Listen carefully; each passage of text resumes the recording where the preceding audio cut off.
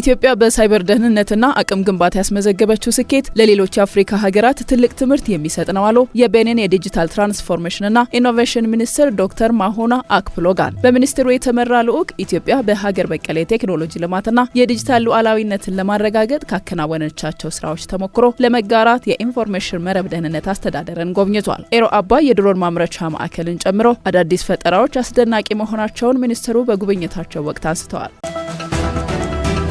የኢትዮጵያ ኤሌክትሪክ አገልግሎት በተጠናቀቀ 2018 በጀት ዓመት ከተለያዩ የገቢ አማራጮች 118.91 ቢሊዮን ብር ገቢ አገኘ። የተቋሙ ዋና ስራ አስፈጻሚ ኢንጂነር ጌቱ ገረመው በሰጡት መግለጫ ገቢው ከኢነርጂ ሽያጭ፣ ከአዲስ ደንበኞች መስተንግዶ፣ ከማያገለግሉ ንብረቶች ሽያጭና ከሌሎች ልዩ ልዩ የገቢ ምንጮች መገኘቱን ተናግረዋል። በዚህ መሰረትም ከኢነርጂ ሽያጭ 75.17 ቢሊዮን ብር ለማግኘት ታቅዶ የውጭ ሀገር ሽያጭን ጨምሮ 76.53 ቢሊዮን ብር ገቢ መገኘቱ አስረድተዋል።